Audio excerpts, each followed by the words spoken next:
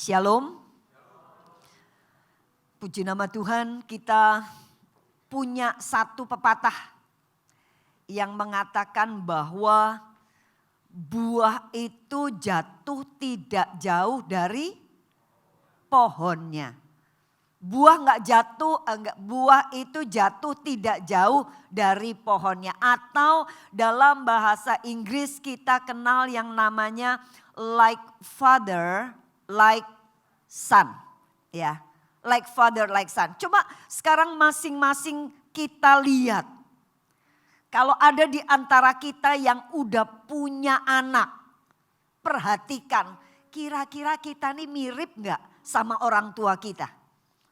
Kalau ada di sini yang belum punya anak, perhatikan apakah kita ini mirip sama orang tua kita? Dari muka kita, dari gaya kita ngomong, dari sifat-sifat kita, sama enggak? Saya perhatikan tiap kali orang ketemu sama saya atau ketemu anak saya, mereka mengatakan, Ayu tuh mirip ya sama Bu Esther ya, plek-ketiplek katanya. Ya karena memang anak saya. Ya yang katakan bahwa like father, like son. Yuk sekarang kita cek apakah betul peribahasa ini secara sejarah Alkitab. Kita tahu bahwa Adam dan Hawa diberikan oleh Tuhan anak yaitu Kain dan Habel. Tapi kita tahu Kain itu adalah jahat. Sampai dia membunuh Habel dan kemudian pada waktu dia membunuh sebetulnya Tuhan masih memberikan kesempatan kepada dia untuk mengaku dosa. Dengan mengatakan Tuhan ampuni saya karena saya telah membunuh saudara saya. Tapi waktu Tuhan bertanya di mana adikmu? Rupanya Kain menetapkan, rupanya Kain memutuskan untuk menjadi orang yang tetap ada di dalam dosa. Sampai dia mengatakan, emangnya aku babysitternya? Emangnya aku pengasuhnya dia? Ngapain tanya sama aku? Dan kemudian kita tahu, kalau kita melihat di dalam Kejadian pasal yang keempat, ayat yang ke-16 dikatakan, lalu Kain pergi dari hadapan Tuhan dan ia menetap di tanah Nod di sebelah timur Eden. Jadi Kain sudah memutuskan menjadi seorang yang mau jauh dari Tuhan. Dia gak mau dekat. Dia gak mau membangun hubungan dengan Tuhan. Daripada deket nanti ditanyain apa-apa, dia tetapkan lebih baik aku jauh, aku merdeka, aku bebas, aku gak akan dikejar dosa yang katanya dia sudah membunuh si Habel itu. Kita lihat sekarang ada satu model orang yang menetapkan diri jauh dari Tuhan. Tapi kemudian kita tahu setelah Habel mati, Kain juga pergi meninggalkan Adam dan Hawa. Rupanya Tuhan memberikan anak lagi kepada Adam dan Hawa yaitu Set. Kejadian 4 ayat 26 dikatakan, lahirlah seorang anak laki-laki bagi Set juga dan anak itu dinamainya Enos. Waktu itulah orang mulai memanggil nama Tuhan. Jadi ada satu orang lagi yang namanya Set. Nah Set ini menetapkan untuk menjadi orang yang dekat dengan Tuhan. Oke, sekarang kita udah punya dua sampel. Satu Kain yang jauh dari Tuhan. Dan satu lagi Set yang mau tetapkan hati dekat dengan Tuhan. Yuk sekarang kita lihat. Apa benar like father like son? Apa benar bahwa buah itu jatuh tidak jauh dari pohonnya? Kalau kita membaca di dalam Kejadian pasalnya yang keempat. Saya tidak tuliskan di sini. Tetapi ini menjadi PR buat kita. Bahwa di dalam Kejadian pasal 4 dituliskanlah nama anak-anak daripada Kain. Karena waktu Kain jauh dari hadapan Tuhan dia juga menikah dan kemudian dia memiliki anak-anak. Dan rupanya Alkitab tidak menutupi keturunan anak-anak Kain adalah anak-anak yang hebat-hebat. Kejadian pasal yang keempat. Kalau kita tahu Kain itu dikatakan punya anak yang namanya Henoh. Dan Henoh itu adalah nama sebuah kota. Ini menunjukkan bahwa Kain itu adalah seorang yang apa? Kaya. Sampai bisa membangun kota. Kita baru bangun rumah. Gak usah bangun rumah, renovasi rumah. Senengnya reram, iya apa enggak? Baru renovasi rumah, aku renovasi ruang tamuku, aku renovasi ini. Ya wes naik setingkat istilah ya. Kita bangun rumah, aduh wes senengnya ban-ban kamsyah ibaratnya ya sama Tuhan. Ini dia punya kota, dia membangun kota. Berarti Kain ini sogeh, Kain ini kaya luar biasa sampai bisa membangun kota. Dan nama kota itu adalah Henoh, yaitu nama anaknya. Kita tahu orang tua tuh anak tuh, pokoknya berapa banyak orang yang punya usaha, usahanya namanya adalah anaknya. Ya, karena sangat cinta anaknya. Jadi kota itu dinamai Henoh. Ini berarti menunjukkan apa? Henoh itu adalah orang yang sangat populer pada waktu itu. Siapa nama Henoh? Oh berarti yang itu ya. Yang nama kota itu ya. Henoh. Oh berarti bapakmu yang punya kota itu ya. Henoh menjadi sangat populer. Jadi Kain memperanakan Henoh. Henoh memperanakan Irat memperanakan Mehuyael memperanakan Metusael memperanakan Lameh. Nah sampai di Lameh kita tahu Lameh menjadi orang yang sangat berkuasa.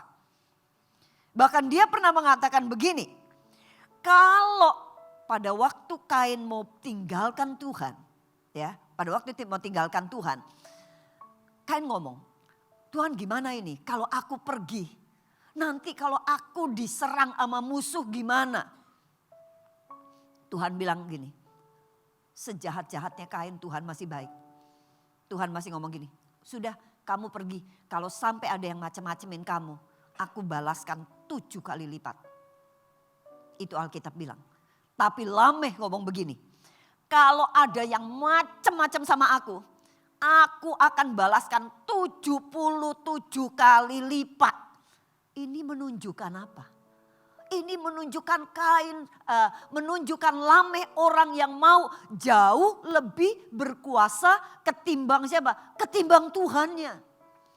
Dia lagi mau menunjukkan powernya, dia lagi mau menunjukkan kehebatannya, dia lagi mau menunjukkan kekuasaan yang gak ada yang berani. Macam-macam langsung bunuh, macam-macam langsung tembak, macam-macam langsung habis. Karena dibalaskan 77 kali lipat. Dia orang yang berkuasa, gak ada yang berani. Gak ada yang berani sama Lameh pada waktu itu. Dan Lameh kemudian memperanakan Yabal, Yubal, Tubal Kain. Siapa itu Yabal, Yubal, Tubal Kain? Yabal, Yubal, Tubal Kain itu adalah orang-orang yang pinter-pinter. Dia dikatakan ahli besi. Dari mereka lah anak-anak keturunan Kain inilah atau anak langsung dari Lameh. Inilah yang bisa memproduksi dari biji besi menjadi senjata, jadi penggorengan, jadi tameng, jadi apa dari besi. Dan keturunan Lameh inilah yang pinter musik. Sekarang kalau kita menikmati musik itu karena keturunan dari Kain. Mereka yang menciptakan itu adanya musik. Nada-nada mereka yang menciptakan. Kemudian dari mana kita bisa beternak? Breeder. Itu dari mana? Keturunan dari Lameh. Menunjukkan apa? Mereka adalah orang pinter. Perhatikan. Keturunan Kain adalah keturunan yang kaya, populer, kuasa, pinter. Saya mau tanya. Apa yang dicari orang dunia saat ini? Selain daripada apa? Kekayaan, popularitas, kekuasaan, pendidikan. Ada yang lain? Orang dunia ngejar ini. mereka akan berani bayar tinggi untuk anak mereka apa? Anak mereka sekolah yang paling mahal. Semakin mahal sekolah semakin laris. Karena apa? Selain pendidikannya dipikir tinggi, juga populer. Anakmu sekolah di mana? Di ini, waduh mentereng. Ini menaikkan prestis. Berapa banyak orang mau populer? Berapa banyak orang sekarang yang habis waktunya pagi berangkat malam baru pulang. Gak ketemu bojo, gak ketemu anak. Hanya untuk apa? Cari apa? Untuk kerja, untuk nyari apa? Uang. Uang supaya apa? Kaya. Punya rumah tipe 45 enggak puas minta 70 enggak puas minta cepek enggak puas minta real estate enggak puas pengen yang punya real estate. Punya mobil enggak puas dari mulai punya sepeda jengki sampai mulai motor enggak puas sampai mobil kijang, mobil panther, mobil tiger, mobil dinosaurus. Wis sembarang mobil, wis punya mobil gak puas pengen punya pesawat. Manusia terus mau kaya. Apa yang dicari manusia selain 4 ini? Perhatikan. Kain putuskan menjadi orang dunia. Bukan orang yang dekat dengan Tuhan. Dan karena dia orang dunia dan dia membuktikan bahwa keturunannya adalah keturunan yang hebat secara dunia. Dan firman Tuhan tuliskan ini semua di dalam Kejadian pasal yang keempat. Yuk sekarang kita melihat keturunan dari Set. Like father, like son. Ya. Set rupanya dia membangun generasi yang takut akan Tuhan. Kalau kita lihat di Kejadian pasal 4, ini cukup menarik. Di Kejadian pasal 4, Tuhan mengatakan, wah si ini begini, turunannya Kain. Ya, begini, yang hebat, yang kaya, yang populer, yang berkuasa, yang pinter, ditulis. Tapi di Kejadian pasal 5, Tuhan gak tuliskan sama sekali hal itu. Apakah keturunan daripada Set adalah orang kaya? Apakah keturunan Set orang yang berkuasa? Apakah keturunan Set orang yang pinter? Apakah keturunan Set orang yang populer? Enggak ditulis. Yang Tuhan tulis adalah mereka orang-orang yang bergaul dengan Allah. Kalau kita lihat Kejadian pasal 5 ayat yang ke-22a. Dan Henoh hidup bergaul dengan Allah selama 300 tahun. Keturunan lagi daripada si Henoh ya, yaitu Kejadian 6 ayat 9b. Dan Nuh itu hidup bergaul dengan Allah. Cuma dari Kejadian 4 move ke Kejadian pasal 5. Langsung fokusnya, pendekatannya, approach-nya udah beda. Yang 4 Tuhan tuliskan Yang 5 Tuhan cuma tuliskan bergaul dengan Allah, bergaul dengan Allah, bergaul dengan Allah. Kalau kita lihat, Henoh itu keturunan ke-7 dari Adam. Adam punya anak Set, Set punya anak Enos, Enos punya anak Kenan, Kenan punya anak Mahalael, Mahalael punya anak Yared, Yared punya anak Henoh ke-7. Henoh punya anak Metusela. Metusela punya anak Lameh, Lameh punya anak Nuh. Nuh adalah keturunan yang ke-10. Sampai 10 generasi Tuhan mengatakan mereka hidup bergaul dengan Allah. Karena apa? Karena Set memutuskan untuk menjadi orang tua yang dekat dengan Tuhan. Sehingga keturunannya seperti itu. Bahkan kalau kita melihat Nuh saking taatnya sama Tuhan. Pada waktu Tuhan berbicara, Nuh ayo kamu buat kapal. Bikin kapalnya jangan di pantai. Ini kan gak make sense bikin kapal di atas gunung. Bingung mestinya. Tapi Nuh lakukan. Dan waktu Tuhan katakan bikin kapal dengan ukuran 300 hasta panjangnya, 50 hasta lebarnya, and 30 hasta tingginya. Alkitab katakan Nuh melakukan persis, precise. Plek 300 gak ono korupsi. Kalau mau dibikin 300 kali gocap kali 30. Bikinlah, gak usah 300 lah. 280, 290 cincai lah itu apa namanya. Kalaupun perbedaannya 10%, ya enggak. 300 masih 270 masih oke lah. Apakah kalau dibikin 270 dikali 40 dikali 20 jadi kapal enggak? Jadi. Tapi Nuh persis kenapa Nuh bisa begini? Dari mana Nuh bisa begini? Ini semua adalah apa? Iman yang diwariskan dari Set kepada Enos. Enos terus sampai Lameh. Sampai kemudian Nuh pada akhirnya. Kalau kita tahu di dalam di dalam Kejadian pasal yang kelima, di situ dituliskan pada waktu Adam berumur 130 tahun, dia memperanakan Set. Malu kalau kita baca ya. Pada waktu Set berumur 105 tahun, dia memperanakan Enos. Pada waktu Enos berumur 90 tahun, dia memperanakan Kenan. Pada waktu Kenan berumur 70 tahun, dia memperanakan Mahalalel. Males banget baca begini. Tapi tahu nggak kenapa Tuhan tulis itu? Kalau kita mau hitung, firman Tuhan mengatakan hidupnya si Adam itu mencapai 930 tahun. Ada di Alkitab. Yuk kita hitung. 930 dikurang hidupnya si Adam 130 tahun. Ya, waktu memperanakan gitu, waktu memperanakan Set dulu.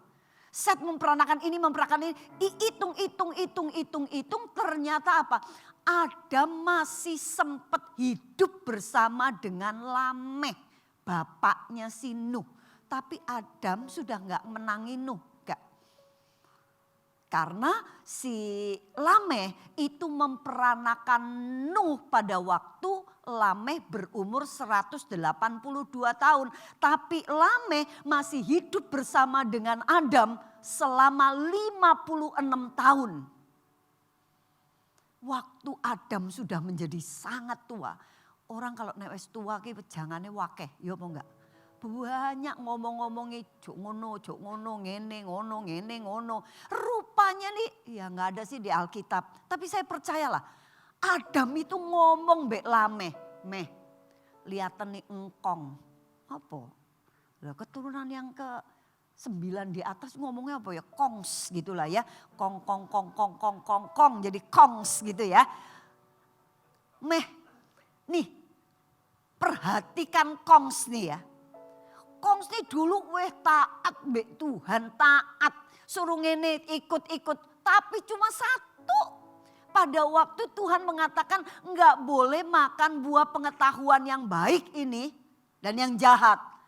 Si emak lagi makan. Cuma gara-gara itu Meh. Akhirnya apa? Engkong sama emak diusir dari Taman Eden. Dan akhirnya Tuhan bilang dengan berpeluh engkau akan mencari rezekimu. Nih sekarang kita mesti kerja capek begini. Nih gara-gara apa? Nih gara-gara emak dulu cuma makan buah. Makanya kalau Tuhan ngomong A wis talah lakonono. Jangan diimprovisasi. Yang A jadi A aksen. Ojo. Pokoknya ngomong A. B, ojo A aksen, B aksen.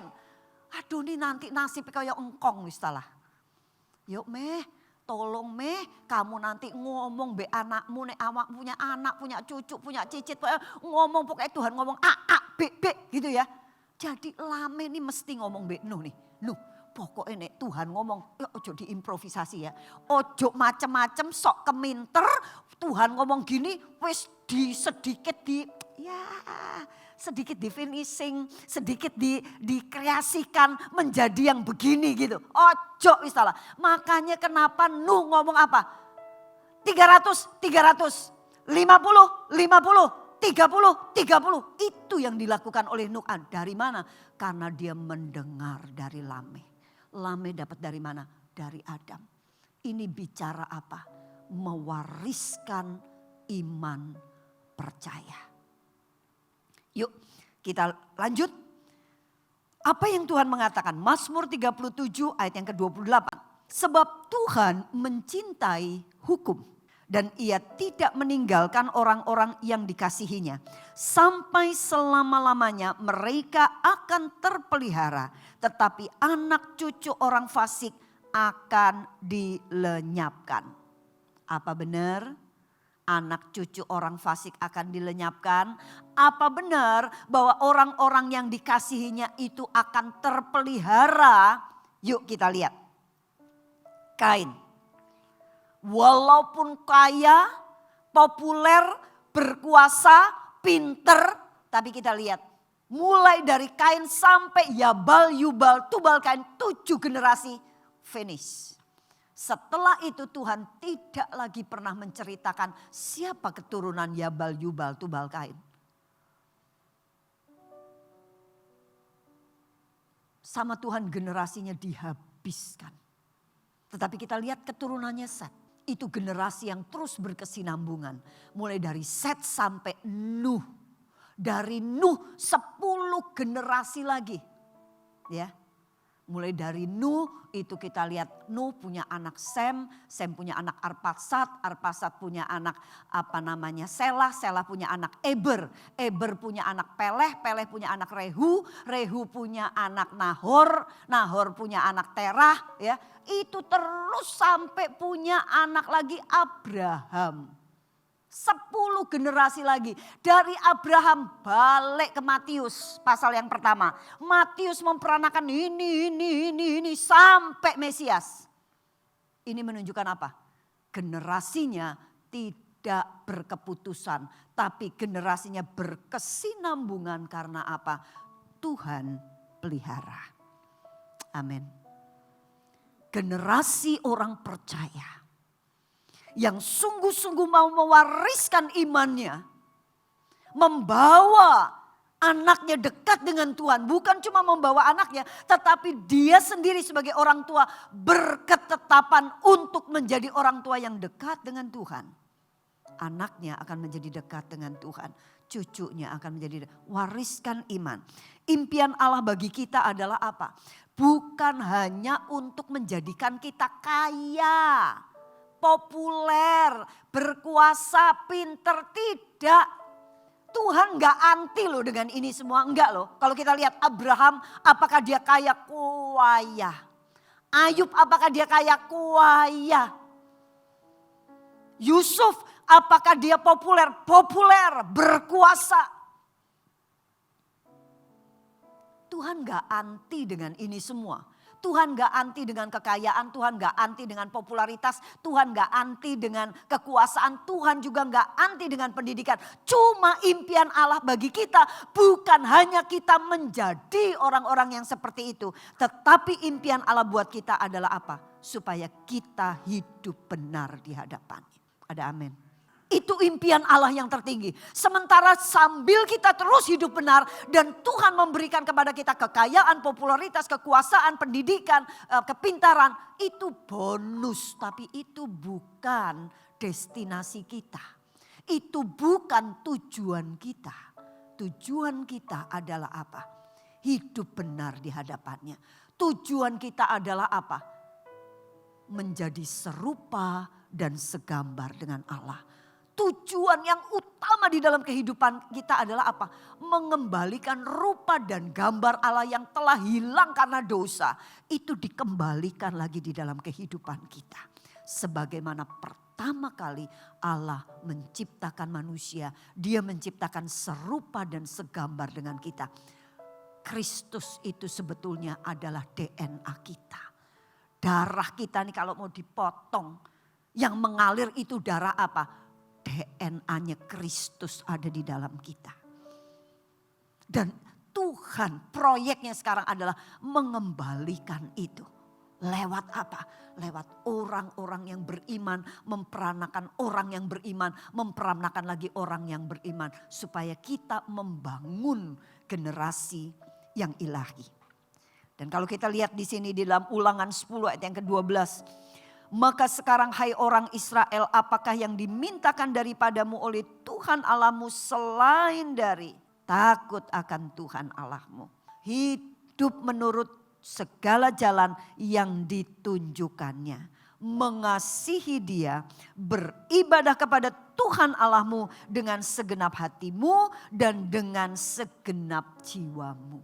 Enggak ada yang lain selain ini yang diminta. Yaitu apa? Takut Tuhan, mengasihi Tuhan, hidup menurut jalan-jalannya, beribadah kepada Tuhan. Dan kita menjadi orang-orang yang apa? Gaspol dengan Tuhan. Kenapa saya bilang gaspol? Karena dikatakan segenap hatimu and segenap jiwamu. Kata segenap ini bicara enggak paro-paro. Ngegasnya tuh enggak paro-paro. Kalau memang kapasitasnya itu 250 km per jam.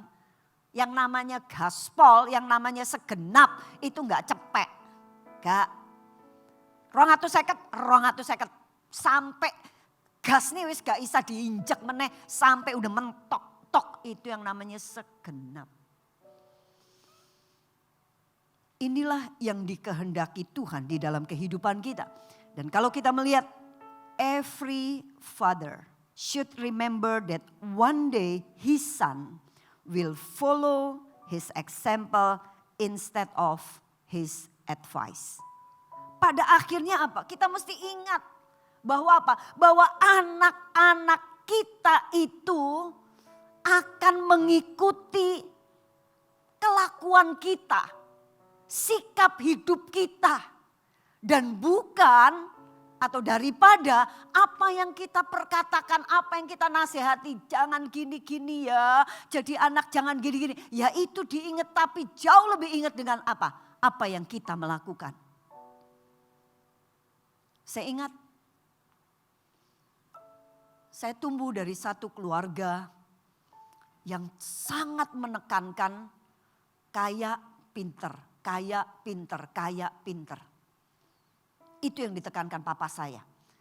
Papa saya bilang, kalau kamu gak lebih kaya dari orang-orang, kamu gak hidup di Indonesia. Kalau kamu gak pinter, lebih pinter dari orang-orang, kamu gak hidup. Kamu mau pulang ke tanah Cina, kamu gak diterima. Kamu mau tinggal di Indonesia, tapi ukur-ukur itu maksudnya average aja, kayaknya biasa, pinternya biasa. Itu kamu gak akan hidup. Karena apa? Bikin KTP kamu dimintain uang. Waktu umur 17 tahun kamu mesti bikin surat bukti kewarganegaraan SBKRI. Zaman saya dulu harus bikin SBKRI. Kalau mau tulis adalah apa? Warga negara Indonesia, tapi bukan titik sampai di situ. Ada lagi di tulisan keturunan. Dan itu udah beda, uang sekolahnya beda, fasilitasnya beda. Kalau kamu gak lebih kaya, kamu gak hidup di sini. Kamu mau hidup di tengah lautan. Digituin. Itu sebabnya karena itu yang dicekokin sama papa. Saya di dalam pikiran cuma apa? Kaya pinter, kaya pinter, kaya pinter. Dan akhirnya memang apakah itu jadi? Jadi. Saya betul-betul jadi orang yang juara. Dan dalam umur saya dengan dibandingin teman-teman, saya ini sudah sampai akhirnya punya perusahaan sendiri. Saya sudah bisa menghasilkan income yang jauh lebih tinggi daripada teman-teman sebaya saya. Dari modal nol tercapai tanpa sadar. Setelah itu saya masuk sekolah Alkitab. Setelah masuk sekolah Alkitab menikah dengan Pak Gatut, saya punya anak-anak. Pada waktu saya punya anak-anak tanpa sadar. Sampel contoh yang diberikan oleh papa saya masih lengket di sini. Jadi saya selalu ngomong be anak-anak saya, kamu mesti juara, kamu mesti juara. Berapa banyak kali saya bertengkar dengan Pak Gatot hanya karena urusan nilai. Pada waktu anak saya nggak jadi juara pertama, hanya selisih 0,1 dengan yang juara pertama. Karena apa? Olahraga. Yang lain-lain tuh anak saya jauh lebih tinggi, tapi olahraga dia jeblok. Cuma dapat nilai apa? 7. Saya ngomong, aduh Ayu, kenapa olahraga 7? Pak Gatot waktu ngeliat gini, enggak apa-apa, papa juga gak bisa olahraga kok. Aduh gregetan, maksud kalau lu 8, lu 7,5, lu udah juara. 7,1 lu udah juara. Kenapa lu mesti 7, jadi kan lu gak juara. Aduh saya rasanya getun. Karena di dalam tanpa sadar nilai menjadi yang utama. Tiap pulang sekolah, nomor 1 belum dia naruh tas. Belum ganti pakaian, yang saya tanya adalah apa? Bagaimana? Tadi ujian udah dibagi, udah ada yang dibagi apa belum? Dapat berapa? Mama pengen tahu. Coba besok udah ujian apa? Ini apa? Wush, pokoknya akademik, akademik, akademik, akademik, akademik. Tanpa saya sadar. Anak ngebaca. Anak pinter kan, ngebaca. Mama nih nomor 1 nih pokoknya nilai, nilai, nilai, nilai, nilai. Satu kali hari Minggu nih. Dia ngomong, mah tuh, anget tuh mah, tuh, anget tuh mah. Dia ngomong anget, beneran rodo anget memang. Mah aku gak ke gereja ya mah ya. Saya masih ngomong, ke gereja lah cuma anget kayak begini kok. Gak apa-apa udah ke gereja, ini mah gak nular gak apa, udah pergi ke gereja. Mah tapi kalau aku ke gereja mah, ntar kalau pulang tambah parah. Padahal mah besok aku ada ujian. Ayo bagaimana ntar kalau aku gak bisa. Nilainya jelek gimana. Waktu saya diperhadapkan dengan nilai yang jelek. Mikir saya. Iya juga ya. Nanti kalau dia di sekolah minggu ada aktivitas begini. Waduh ntar dia tambah parah. Terus gak bisa ngerjain apa soal bagaimana. Ntar nilainya jeblok. Terus saya mulai mikir. Toh sekolah minggu depan masih ada lagi. Udah deh gak usah. Jadi mah gak usah sekolah minggu. Iya gak usah sekolah minggu. Udah gak usah sekolah minggu. Lama-lama saya dikadalin sama anak saya. Tiap kali gini, mah ntar begini. Selalu saya ditantang dengan pilih mana? Pilih nilai atau pilih ngikutin apa kata saya? Ayo.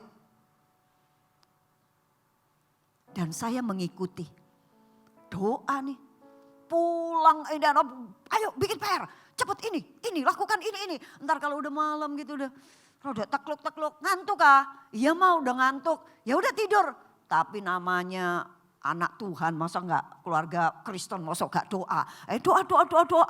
Doa. Waktu doa tuh udah pada nyari posisi PW ya. Posisi wena, yaitu apa? Nempel yang di tembok kah, wis nempel tempat tidur. Nanti kalau doa rada panjang dikit udah. Saya marah? Tidak. Hanya gini, sakno ya arek-arek sekarang kalau sekolah tuh loh pagi sampai sore. Zaman saya kan dulu cuma 7 sampai 12. Waktu TK cuma 7 sampai 10. Nah ini jam 7 sampai jam 4 sore. Sakno setengah 4 sore. Sakno. Jadi ya wis gak apa-apa wis. Saya menjadi orang yang akhirnya apa? Disetir dengan anak saya. Anak saya begini, oh gak apa-apa. Anak saya gini, oh gak apa-apa. Sampai kemudian saya tahu firman ini. Pada waktu saya tahu firman ini, saya sedang ditegur. Esther, you sedang membangun generasi apa? You sedang membangun keluarga apa? Keluarga di atas nilai pendidikan yang lebih tinggi daripada kerohanian, daripada takut akan Tuhan, daripada mengasihi Tuhan, daripada beribadah kepada Tuhan. Saya seperti koyok ditusuk. Pisau, iya ya. Akhirnya singkat cerita saya minta ampun sama Tuhan. Dan saya juga datang kepada anak saya dan saya katakan, ayo mama minta maaf. Bagus waktu itu masih sangat kecil. Mama minta maaf. Mama sudah salah, rupanya di Alkitab ada begini. Saya kasih tahu nih keturunan Kain jadi begini. Keturunan, kalau mama terus-terusin kamu begini, nanti kamu tuh bisa jadi kayak keturunan Kain. Mama sekarang mau banting setir. Mau gak kita membangun generasi yang seperti Set, yang begini. Anak saya bilang, iya mah. Dan saya bersyukur setelah itu tiap kali pulang sekolah. Nomor satu yang saya tanya bukan nilai. Nomor satu yang saya tanya, hari ini kamu udah jadi berkat apa belum buat orang lain. Setiap kali pulang, ayo cepat mandi. Setelah mandi, ayo makan. Habis makan, yuk kita doa bersama. Doa bersama kita tidak tempatkan lagi di tempat yang paling ujung. Yang dimana orang udah gak punya kekuatan, udah tinggal 5 watt semua matanya. Tetapi kita tempatkan justru di saat-saat yang justru waktu-waktu yang premium. Dimana mata masih melek-melek. Enggak, kita doa dulu, baca Alkitab dulu. Dan setelah itu baru kalian mau belajar, mau ulangan, mau apa, silahkan. Jadi secara sampel, contoh, saya langsung menerapkan firman Tuhan. Saya dulu kalau genggemin uang kolektor. Mah mau sekolah minggu, minta kolektor, namanya anak-anak belum gajian. Mah minta kolektor, ya saya kasih uang kolektor buat sekolah minggu. Berapa yang saya genggemin? Segitu. Satu kali, mah aku mau pergi nih mah jalan-jalan sama teman-teman, minta uang. Saya juga kasih duit sama dia. Tapi anak kan lihat, duit yang saya kasih kalau dia jalan-jalan itu lebih besar daripada yang saya kasih kalau sekolah minggu. Akhirnya anak gak usah ngomong Tuhan nomor 1 yang terutama di dalam hidup ini. Ngomong Tuhan number 1, beketek. Karena kenyataannya saya tidak sedang melakukan itu di dalam diri anak saya. Sampai pada waktu berubah. Mah mau sekolah minggu.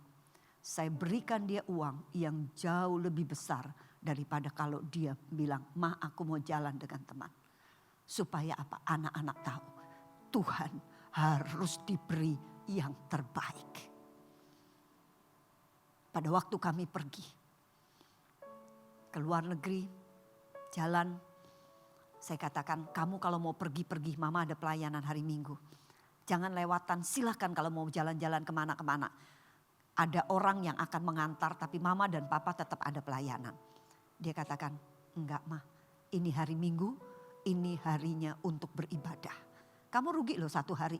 Karena kita di negara ini enggak lama-lama, cuma sekian hari pindah lagi ke negara lain, pindah lagi ke negara lain. Kamu rugi loh." "Enggak apa-apa mah, karena ini adalah harinya Tuhan." Dan saya bersyukur tiap uang yang saya kasih untuk dia mau jajan mau apa, dia berikan kepada panti asuhan. Pada waktu kami pergi ke Chiang Mai, di situ ada panti asuhan. Saya kenal dengan yang punya dan akhirnya apa? "Mah, uang semua yang mama kasih aku kasih ke dia." Dan yang lebih luar biasa, pada waktu dia sudah menjadi lebih dewasa, SMA. Dia dipilih menjadi duta Telkomsel waktu itu. Karena memang dia parasnya cukup cantik ya. Jadi dia diminta jadi duta untuk foto-foto. Lumayan dapat uangnya, lumayan gede gitu. Sementara untuk orang anak-anak SMA lumayan.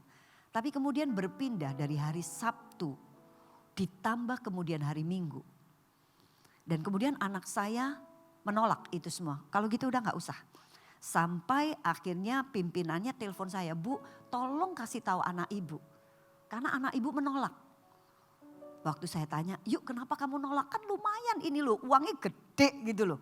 Dari dibandingkan dengan penghasilan saya ya lebih gede dia gitu." Tapi dia bilang gini, "Mama tahu bukan cuma hari Sabtu loh mah. Itu include hari Minggu loh mah. Dan aku gak mau. Hari Minggu adalah harinya di mana aku harus beribadah." Aduh, saya diperhadapkan. You mau pilih uang atau you mau pilih contoh buat anak yang benar. Dengan kondisi keluarga keuangan kami yang gak gimana-gimana ya. Dengan pendapatan anak saya yang seperti itu luar biasa. Tapi waktu itu saya katakan, "Tuhan, kalau Tuhan nomor 1, Tuhan tetap nomor 1. Saya katakan, "Ayo kamu telah mengambil keputusan yang tepat." "Mama gak apa-apa kan aku akhirnya gak berpendapatan?" "Gak apa-apa. Kalau kita dahului Tuhan, cari dahulu kerajaan Allah dan kebenarannya, maka semuanya pasti akan ditambahkan di dalam kehidupan kita." Saya bersyukur. Saya bersyukur sampai hari ini kedua anak saya aktif di dalam pelayanan. Mereka jadi anak yang sungguh-sungguh dengan Tuhan dan setiap Saya ketemu dengan gembalanya, dia di Jakarta.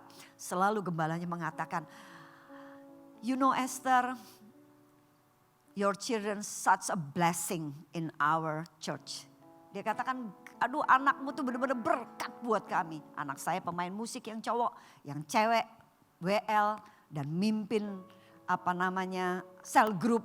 Dia juga guru sekolah minggu. Jadi sangat 2 hari dia serahkan buat Tuhan. Sabtu minggu dia habiskan hanya untuk melayani, dan melayani. Saudara, mari bangun generasi yang takut akan Tuhan. Agar supaya keturunan kita adalah keturunan yang takut akan Tuhan. Mau dibawa kemana angkatan ini? Gereja ini, apa yang diminta dari gereja ini? Angkatan tua makin lama makin habis. Karena kita pasti harus kembali ke sana. Kita mewariskan apa? Gak cukup cuma dengan mewariskan gedung. Gak cukup cuma dengan mewariskan nama besar, gak cukup. Gak cukup dengan mewariskan perusahaan. Tetapi yang terpenting adalah mewariskan iman kepada generasi yang selanjutnya. Amin. Ulang tahun GMS yang ke-33 ini, apa yang kita bisa lakukan kecuali jadilah satu pribadi yang bisa memberikan sampel yang baik, yang bisa, walaupun kita mungkin gak guru sekolah minggu, mungkin kita sudah gak punya anak kecil-kecil, tapi mari kita menjadi sampel buat orang yang jauh lebih muda, bahwa mereka dapat menemukan Kristus di dalam kehidupan kita.